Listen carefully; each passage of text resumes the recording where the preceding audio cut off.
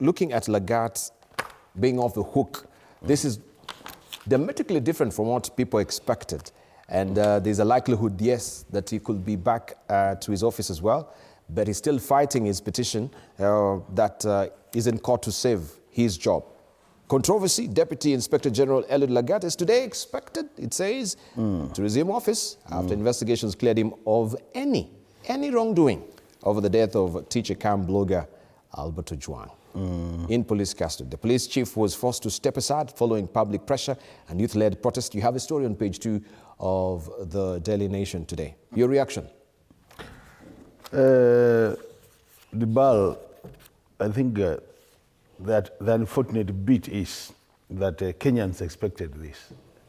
So even if Lagat is off the hook in a process which has confirmed that he has no issue to answer, Kenyans will not believe. And this is because basically anytime we create either a task force or a verification committee or an investigative committee in this country, there is this strong feeling that we do it just to buy time and cool the temperatures. And I think it is important that we start now building some trust into those processes. I think what has happened is over time we have lost trust in some of these processes where people are told to step aside for investigations to be carried out. But the unfortunate bit is, in most cases, people would always come back to office. And you can actually list a number of people who have gone through this process, including corruption-related cases, murder cases like this, where people have been told, step aside, we'll do investigation. But at the end of the day, very few end up in courts or being charged for the offense. Most of them would always find themselves back to the office.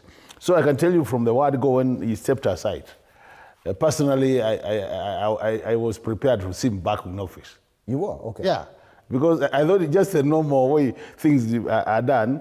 So I don't know whether Lagat is off the hook. So what you're saying, the process is just a laundromat? It's more of time buying. Yeah, you come out squeaky clean.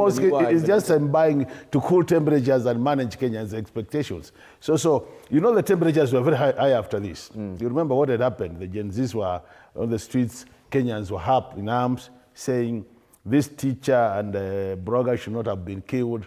And then they were saying the blame lies squarely on Mr. Lagat's office.